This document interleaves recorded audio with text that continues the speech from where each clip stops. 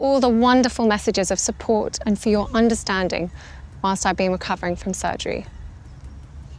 It has been an incredibly tough couple of months for our entire family, but I've had a fantastic medical team. There is a room inside a palace that the cameras never find. Not because it is hidden, not because it is sealed behind velvet rope or guarded by household staff trained to move without noise. It is missed because it is ordinary. A chair, a window, a table with papers arranged the way careful people arrange things. Precisely enough to suggest calm, imprecisely enough to suggest something is being held together by will alone. Catherine, Princess of Wales, sits in a room like that. Not Catherine the princess. Not the woman in the photographs with the steady eyes and the pressed collar and the practiced smile that photographers describe as effortlessly dignified. Not the woman who stood at the cenotaph without flinching. Not the woman who walked cathedral aisles and spoke at children's charity events and carried 3 pregnancies inside a royal institution that was still learning, slowly, imperfectly, what privacy actually means for the people inside it. She sits as a woman who has been defending something for a very long time. According to unconfirmed reports circulating in certain corners of the British press and royal commentary channels, Catherine, Princess of Wales, allegedly came into contact with a report connected to a private Diana-linked item. Royal watchers have speculated, without any official palace confirmation, that the item in question was subjected to a form of material verification, not a dramatic legal proceeding, not a courtroom, something quieter, something clinical, something that turned a rumour into a weight that had to be set down carefully rather than carried any further. There is no official palace confirmation of a DNA test of any kind. The palace has not acknowledged this story. Royal biographers have not yet formally addressed it. What exists is the rumour, the public fascination with it, and, more powerfully than either, the question behind it. What if Diana left something behind that was never meant to become a headline? What if the most dangerous thing in the room was not the test result itself, but the sealed note beside it? That is where this story begins. Not with a scandal, not with a courtroom, not with a leaked document or a palace press officer reading a prepared statement at a lectern, while journalists click cameras from behind a rope line. It begins with a woman sitting in a quiet room. Her hands are still, her face is composed, but her eyes are doing something she trained them not to do in public. They are filling, and the room does not know what to do with that. Neither does she. There are titles that belong to the person who holds them, and then there are titles that belong to memory.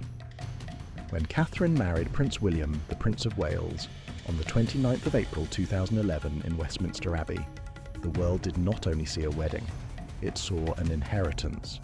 Not of money or land or jewels, though those came too, but of a story that had never finished being told. The title Princess of Wales was last officially held by Diana, Princess of Wales. It carried inside it the weight of a woman who had worn it publicly, painfully, and in full view of a global audience that had never decided whether it was watching a love story, a tragedy, or a cautionary tale about the distance between a palace and a human being. Catherine, Princess of Wales, became mother to Prince George of Wales, Princess Charlotte of Wales, and Prince Louis of Wales. She built a family inside the same institution that had tried, not always successfully and not without cost, to build a family around Prince William and Prince Harry, Duke of Sussex, when they were boys. She learned quickly what every person who enters the House of Windsor eventually learns. The palace does not absorb you.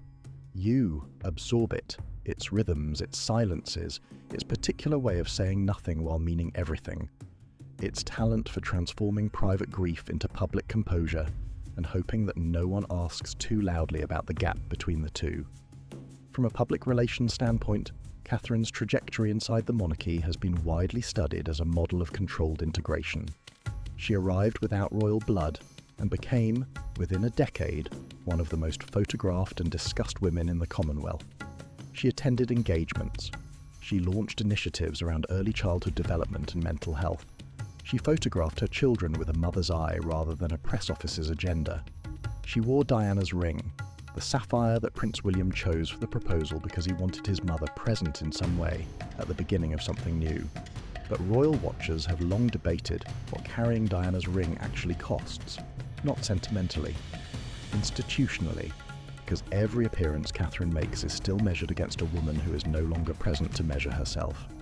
Every charity visit, every smile, every public statement and careful word. Catherine's loyalty to the crown was never weakness. Royal biographers have long noted it was something closer to strategic endurance, the knowledge that the institution outlasts its critics if you give it time and space and silence. But there was one part of Diana's legacy Catherine had never been allowed to touch, the part Diana herself kept private. She's an inspirational woman to look up to, obviously to this day, and going forward and things. It is, it's a wonderful family. The members who I've met have achieved a lot, and very inspirational. According to reports circulating in the British press and across royal commentary channels, the story begins, as so many royal stories do, with an object, not a crown, not a sceptre, not the kind of object that sits in a case behind velvet in a wing of a palace that charges admission. Something smaller, something that had allegedly been preserved in the way that private things are preserved by careful people, not for display, but for the moment when someone who needed to see it was ready. Royal watchers have speculated without any official confirmation that the object in question was a Diana-linked personal item, something from the collection of private effects that remained after her death in 1997 in the custody of the Spencer family and various private estates. A sealed envelope, a handwritten note, a small, kept thing that carried inside it what public things are never allowed to carry, the unpolished interior of a person's actual thoughts. From a public relations standpoint, the power of this story is not the object itself. It is what the object allegedly represents. There is no official palace confirmation of any DNA test performed on a Diana-linked private item. There is no legal proceeding attached to this story. There is no forensic document in the public record. What exists is the rumour, and more powerfully than the rumour, the emotional logic behind why the rumour persists. Diana, Princess of Wales, was a woman who lived publicly and died publicly, and whose private interior has been reconstructed so many times by so many biographers, documentarians, journalists, and grief-stricken witnesses that the reconstruction has become, in some ways, more famous than the original. But people who know things that remain private keep them because they understood something about the difference between what Diana was willing to share and what she chose to protect. According to the unconfirmed reports being discussed in royal commentary circles, the alleged material verification, whatever form it took, confirmed the authenticity of a Diana-connected document, not a wild succession conspiracy, not a claim that rewrites the line of inheritance, not a legal challenge to the throne. A note, allegedly, a handwritten note, in Diana's own hand. And the palace allegedly expected that when Catherine saw it she would see history, a document, a footnote to a complicated legacy, something to be filed carefully and spoken about only in rooms where the walls have learned to keep secrets. Instead, Catherine allegedly saw something else entirely. She saw motherhood, and then came the sentence Diana allegedly left behind for the son who would one day become king, a sentence the palace had every reason to hope had been forgotten. Here is the thing that changes everything once you understand it. The alleged secret was never about blood. It was never about a hidden heir. It was never about the succession line being different than the world was told. It was never a claim designed to destabilize the throne, or produce a courtroom confrontation, or give foreign tabloids the kind of story that trends for 3 days, and then dissolves into the archive of things that felt enormous and turned out to be noise. According to the framing that royal commentators have applied to this story, the alleged note, Diana's alleged final private communication, or one of them, was not written in the language of scandal. It was written in the language of worry. A mother's worry. The particular kind that does not announce itself in dramatic statements, but sits in the chest at night when the house is quiet and the children are asleep and the weight of what you cannot protect them from feels heavier than what you can. Diana, Princess of Wales, was publicly and privately aware of what the monarchy does to the children inside it. She had watched it. She had experienced it. She had spoken about it, sometimes carefully, sometimes not, sometimes in formal interviews that shook the palace's communications apparatus for weeks, sometimes in private conversations with people who took notes and filed them away. She saw the structure before the rest of the world gave it a name.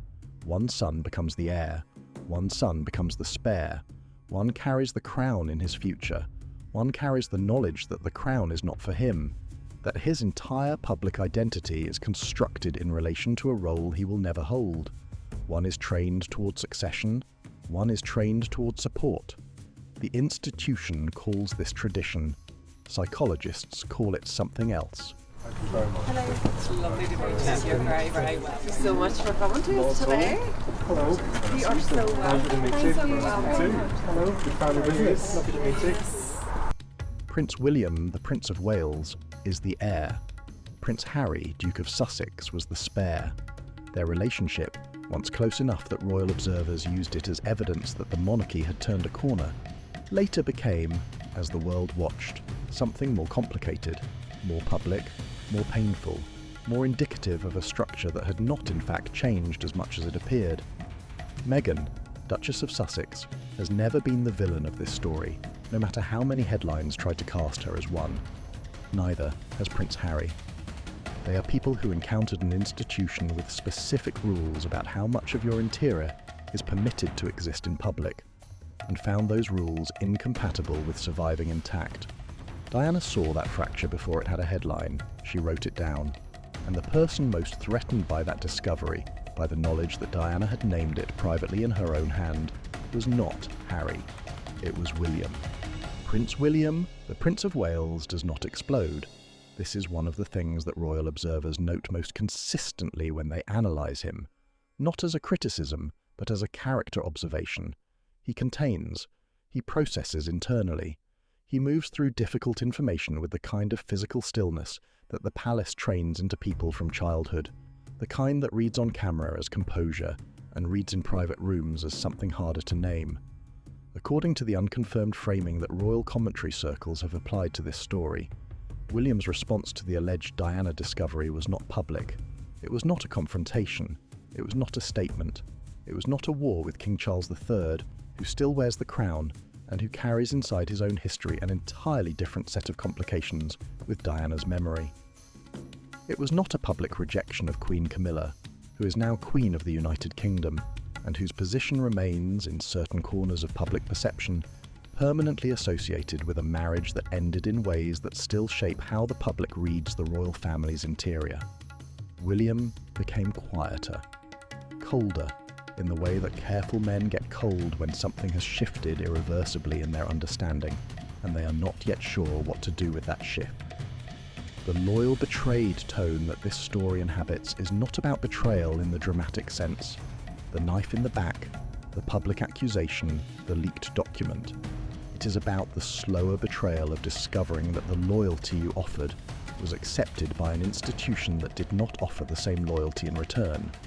The palace machine, the courtiers, the communications advisors, the network of institutional silence that has operated for centuries with the understanding that image and dignity are the same thing, had known about Diana's note, or known enough about it, or known that something existed in Diana's private effects, that, if it became public, would require a narrative response the palace was not prepared to give. King Charles III carries the crown. He is king. He is the centre of the formal institutional structure. But William is the future, and Catherine is the bridge between what the monarchy has been and what it might, if someone is brave enough, become. Diana is the unresolved wound, not a ghost in the supernatural sense, a wound in the structural sense, the kind that heals over without being cleaned, the kind that reopens under pressure, the kind that the institution keeps covering with fresh dressing, because acknowledging the depth of it would require a conversation the palace has never been designed to have. William sat with that knowledge, and in the sitting he began to understand that his own children, Prince George of Wales, Princess Charlotte of Wales, Prince Louis of Wales, were inheriting a machine that had not been repaired. Then Queen Camilla's name entered the room, not loudly. Nobody needed to say it loudly. It was already there. She is absolutely stunning, and you've done well, guys. We're looking after her. Thank you. And stay dry. It it is important to say clearly what this chapter is not about. It is not an attack on Queen Camilla. Queen Camilla is the Queen of the United Kingdom. She has carried out hundreds of public engagements. She has advocated for literacy and domestic abuse victims and adult learning programs. She has, by most formal accounts, executed her royal role with professional consistency. The palace's official position is that she has been accepted into the family, accepted into the public role, accepted into the institution. But, from a public relations standpoint, acceptance at the institutional level and acceptance at the emotional level are not always the same thing. Royal biographers have long debated whether the public can simultaneously hold two truths about a single person: that Queen Camilla is the legitimate Queen Consort, and that her history with King Charles III, the relationship that existed alongside the marriage to Diana, Princess of Wales, remains, for a large portion of the global public, a permanent part of the emotional record. Diana's shadow does not fall on Camilla personally. It falls on the space between what the palace presents publicly and what people privately remember. In the context of the alleged discovery described in unconfirmed reports, Diana's note, the private warning, the sealed thing that allegedly moved Catherine to tears, Queen Camilla becomes not a villain, but a symbol. She represents the palace's deep and long-standing preference for moving forward by moving past, for treating painful history not as something to be examined, but as something to be dressed better and displayed differently until the wound stops bleeding visibly. The monarchy wanted, after Diana, to survive. It did. It adapted. It evolved, at least publicly. It produced William and Catherine and 3 children, and a next-generation narrative that was supposed to represent a monarchy that had learned from its most painful decades. But you cannot learn from a wound you have not fully looked at, and that is what Catherine was allegedly doing in the quiet room at the beginning of this story. Not reading a scandal, reading a diagnosis, reading Diana's own assessment, written in her own hand, of the thing that the institution kept insisting it had outgrown. Sometimes the most painful rivalry inside a royal institution is not between 2 women. It is between memory and the desire to move on without carrying it correctly. And the palace's real fear, deeper than Camilla's image, deeper than the succession optics, deeper than any DNA test result, was what Catherine might choose to do next. Chapter 7. The palace machine moves to contain the story. Target, approximately 455 words. Here is how the palace handles a story it does not want to become a story. It does not issue denials that create the impression something requires denying. It does not hold press conferences with notes on lecterns. It does not send household staff to brief journalists in parking structures the way they do in American political thrillers. It goes quiet. And in that quiet, it moves. Carefully. Institutionally. The way entities that have survived centuries of public scrutiny and private catastrophe learn to move. Not through force, but through the management of narrative proximity. Who has access to the story? Which rooms it is allowed to exist in? Which rooms it is not? From a public relations standpoint, the palace's approach to unconfirmed stories about Diana's private effects has historically followed a consistent pattern. Official silence, no confirmation, no denial that creates the impression of engagement. The story either burns itself out for lack of institutional oxygen or becomes so clearly speculative that audiences lose confidence in it. This story, according to royal commentators analysing the unconfirmed reports, was different, because this story did not require the palace to address a DNA test result. It required the palace to address what the alleged test represented: the ongoing power of Diana's private interior over a monarchy that had spent nearly 3 decades trying to process her legacy without reopening the wound she represented. The antagonist in this story is not a person. This cannot be said clearly enough. The antagonist is not a courtier with a scheme. It is not a senior royal with an agenda. It is not Queen Camilla or King Charles III or any individual who made choices inside complicated circumstances and carried the consequences of those choices into the present. The antagonist is the palace machine itself, the collective institutional belief that silence equals dignity, that emotional containment equals strength, that the children inside the royal family are best protected by being prepared for public roles, rather than protected from those roles until they are old enough to choose them with clear eyes. That belief has a shape, it has a history, it has a cost that has been paid publicly by specific human beings who grew up inside the machine. I can't see a world in which I would be bringing my wife and children back to the UK at this point. And the things that they're going to miss is, well, everything. You know, I love my country. I always have done, despite what some people in that country have done. And discovered that the machine does not adjust for the person. The person adjusts for the machine. Catherine was allegedly asked, not in those words, perhaps never in those words, but in the way palace institutions ask things, which is through atmosphere rather than instruction, to protect the institution. She began to wonder, quietly, steadily, in the way that careful people begin to wonder things. Who protects the people inside it? Then came the sharpest turn in the story. Catherine refused to release the secret publicly, and she also refused to bury its meaning. Catherine, Princess of Wales, does not give a press conference. She does not call a journalist. She does not leak the note. She does not hold it over the palace like leverage.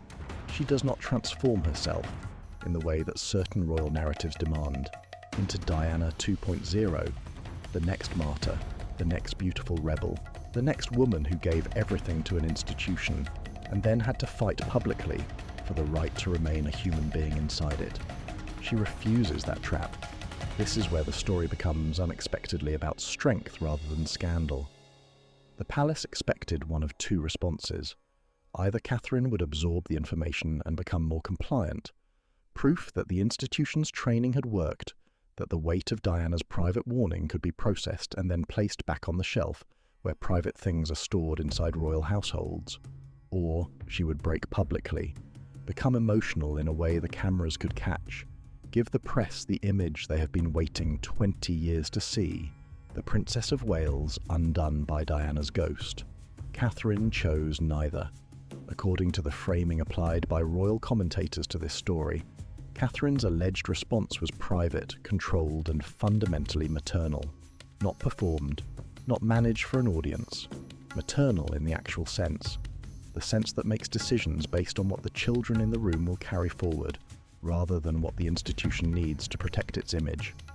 She drew a line, not publicly, not dramatically, in the quiet way that lines are drawn inside families when someone decides that a pattern is going to end with this generation, rather than be passed forward to the next one. Prince George of Wales will not become heir in the way that William became heir, trained first for the role, protected second as a person. Prince George will have a childhood. Princess Charlotte of Wales will not be the girl in a royal family that assigns emotional value based on birth order and succession proximity. Prince Louis of Wales will not spend his adulthood recovering from having been publicly defined as the youngest, the least central, the one the cameras reach when they have finished with the others. This is Catherine's quiet rebellion. Not a headline, not an interview, not a palace confrontation. A decision made in a private room that her children would know they were people before they were symbols. The woman the press had spent years describing as too polished, too careful, too aligned with palace image management. That woman became the one person in the room brave enough to name what Diana had named, without weaponizing it. And William, when he saw it, understood. He was not standing alone in what came next. Prince William, the Prince of Wales, will become King of the United Kingdom. Not today, not soon. But the trajectory is established. The institution is arranged around it. The public narrative is built toward it. His children's lives are already being shaped to some degree by the fact that one of them will one day be heir to what William is heir to now. The question that this story asks, beneath the DNA rumour, beneath the palace intrigue, beneath the tears in a quiet room, is what kind of King William chooses to be before the crown actually reaches him. Because the monarchy's future does not begin at the coronation. It begins in the decisions that happen before it, in the way a father speaks to his children about who they are rather than who they are expected to become. in the way a husband and wife communicate in the space between public appearances about what they will not allow to reach the next generation, in the way a son processes the grief of a mother he lost publicly and carries privately, and decides what that loss teaches, rather than what it costs. According to royal commentators applying this frame to the unconfirmed story, William's alleged response to the Diana discovery was neither public nor political. He did not make a statement. He did not wage a war with King Charles III. He did not publicly distance himself from Queen Camilla. He did not give US media the dramatic break from the palace that would trend for a week, and then become fuel for the next round of Sussex-Wales comparisons that neither family needs. He became, quietly, privately, in the way that meaningful change actually happens inside institutions, the father his mother allegedly asked him to be. He began reshaping the emotional rules inside his own household. Diana's memory in the Sussex household has at times become a kind of public resource, invoked in interviews, in books, in the documentation of a family's fracture. In William's household, according to this framing, it becomes something else, a warning, not a brand, a lesson, not a legacy product. A letter from a mother who worried about her sons and wanted at least one of them to know she had seen the damage before it arrived. William cannot rewrite Diana's pain. He cannot undo the years in which he and Harry were shaped by an institution that did not know how to hold grieving boys and future kings simultaneously. But he can refuse to pass it down, and that, it turns out, is why the alleged DNA test was never the real secret at all. I defended the palace for a long time. I defended the silence. I defended the restraint. I defended the idea that the careful statements, the ones that acknowledged nothing, confirmed nothing, but maintained the tone of institutional dignity, were not cowardice, but strategy. That the monarchy's survival required a certain temperature, a controlled emotional climate. That the alternative to silence was chaos, and chaos was not something the crown survived. I'm not sure I can defend that anymore. Not because the palace became corrupt, not because King Charles III is a villain, not because Queen Camilla's presence in the monarchy is illegitimate, not because Prince Harry and Meghan, Duchess of Sussex, were right about everything or wrong about everything, but because of what Diana allegedly left behind. Not a scandal, not a revelation that reshapes the succession, not a document that produces a courtroom or a press conference, or a leaked record that trends globally for 72 hours before the world moves on to the next thing. A mirror. Diana, Princess of Wales, the woman who gave the monarchy its most complicated decade and its most enduring public legacy, allegedly left behind a note that functioned not as an accusation but as a reflection. She wrote like a mother. She worried like a mother. She saw with the particular clarity that comes from being inside a system and unable to change it from within, what the system did to the children entrusted to it. She saw William. She saw Harry. She saw the structure that was already separating them before they were old enough to understand what separation meant, and she wrote it down. The final secret was not a hidden heir. It was not an offshore account or a legal claim, or a private codicil that rewrites the line of succession. Royal watchers who have followed this story have noted, with remarkable consistency, that the emotional power of the unconfirmed rumour is not what it claims to prove. It is what it makes us ask. What did Diana know about the monarchy's emotional cost that the monarchy was not willing to admit? And what does it mean that a woman who died in 1997 is still, through rumour, through public grief, through the persistent inability of the institution to fully process what happened to her, shaping the behaviour of the people inside the palace in 2024? Catherine, Princess of Wales, did not break down in that quiet room because she was weak. She broke down because she understood Diana, the real Diana, the mother who worried, the woman who named the fracture before it had a public face, for the first time. And she chose, quietly, without a camera in the room, to protect the next generation before the same silence could reach them. William chose alongside her. Whether the DNA test existed or not, whether the note was real or rumour or public grief looking for a shape to hold itself in, the lesson was real. Institutions survive only when they stop treating human pain as bad publicity. Families heal only when someone brave enough finally says, in a quiet room, without an audience, without applause, "This ends with us." Diana left a mirror, not a scandal. The question was never what the test confirmed. The question was whether the people looking into it had the courage to see themselves clearly enough to change what they saw. According to the best version of this story, the version where loyalty does not mean silence and dignity, does not mean endurance, and the monarchy's future is built on something more durable than image. They did. They chose to.